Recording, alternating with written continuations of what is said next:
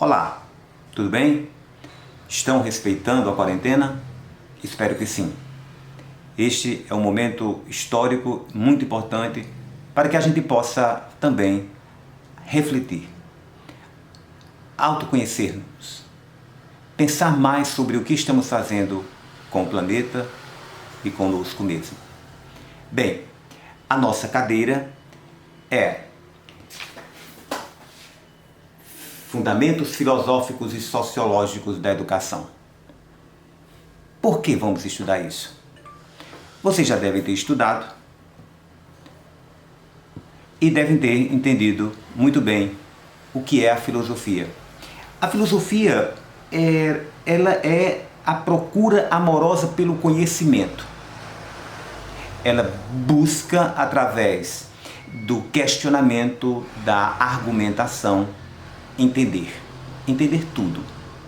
Já a sociologia é exatamente o estudo das relações sociais. E então, o que é que tem a ver isso com a educação? Primeiro de tudo, vamos analisar o seguinte. A educação brasileira, ela, se não me falha a memória, Gilberto Freire, disse uma vez que é um projeto para não dar certo, há décadas atrás.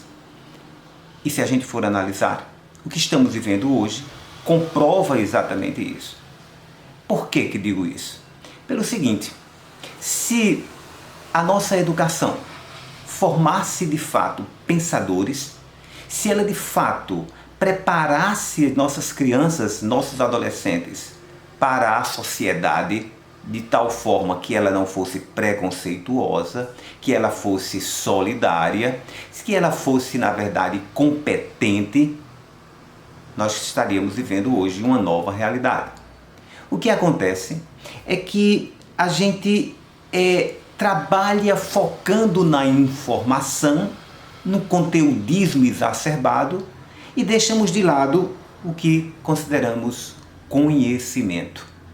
Para que serve tudo o que nós estudamos? Vocês já pensaram sobre isso? O que de fato tem sido importante, que nos transforma, nos eleva e nos torna de fato pessoas melhores? Ora, nós podemos ir a um médico e ele tirou o primeiro lugar na faculdade. Ele saiu no outdoor da escola, vários outdoors, evidenciando o conhecimento? Não. Apenas um resultado, voltado para a informação. A gente então vai a uma consulta médica. O médico sequer olha para a gente. Não tem sinestesia, não tem uma relação de respeito ao ser humano. Ele cuida apenas da doença e esquece o doente. Estou citando o médico, mas nós podemos citar todas as profissões, porque a formação humana, ela está doente.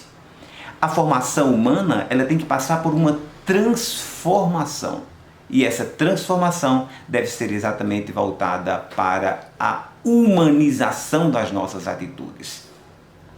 Eu diria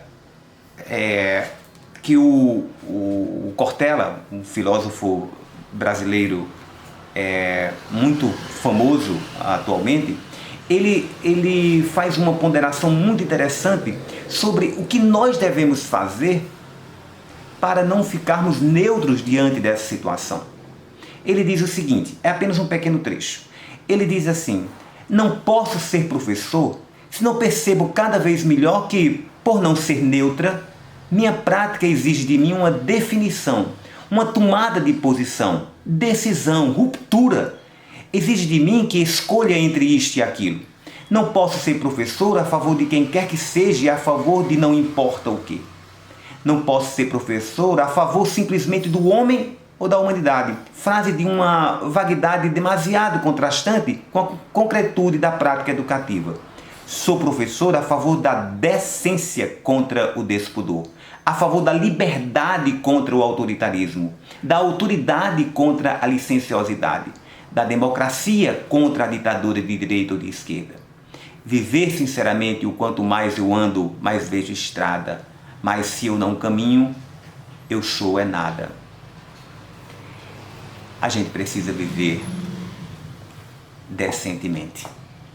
E a educação, um curso de pedagogia, por exemplo, ele pode nos fazer, nos dar uma grande contribuição para sermos agentes de transformação da sociedade. Nós não podemos achar que é assim mesmo, que o preconceito, que a desigualdade social, que o excesso de interesse pelo poder, né, pelas riquezas, quando na verdade a felicidade ela é gratuita, ela é de dentro para fora, ela não é de fora para dentro. Então, neste primeiro momento, eu digo para vocês que o estudo da filosofia nos dá essa possibilidade de aprofundarmos questionamentos, de refinar a nossa capacidade de sermos humanos. Porque a capacidade de pensar é humana. À medida que a gente deixa para lá essa atitude reflexiva, então a gente se desumaniza.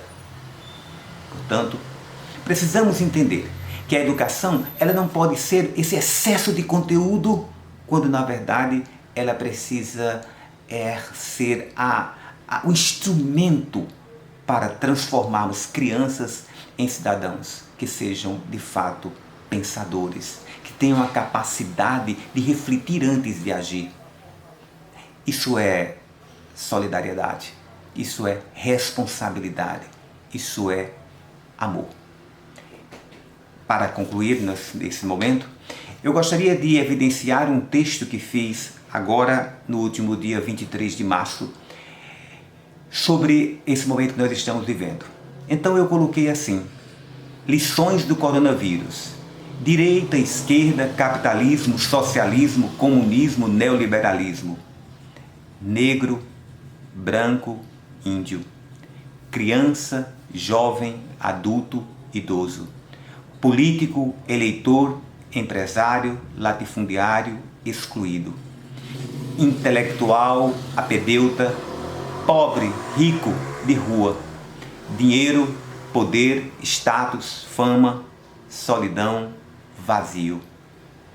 Dor, medo, ansiedade, desespero, mortes. Pagamos um preço por não viver uma sabedoria divina. Amai-vos uns aos outros. Depois que tudo passar, precisamos repensar nossas escolhas, entender o motivo de pensarmos o que pensamos, de escolher o que escolhemos. Precisamos valorizar mais o conhecimento científico. Temos que nos humanizar e deixar de lado toda a arrogância. Temos que estudar com responsabilidade e determinação. Lutar contra as injustiças sociais. Valorizar o tempo para mais amor, solidariedade, família. Fazer realmente como Jesus nos indica. Amai-vos uns aos outros. Até a próxima.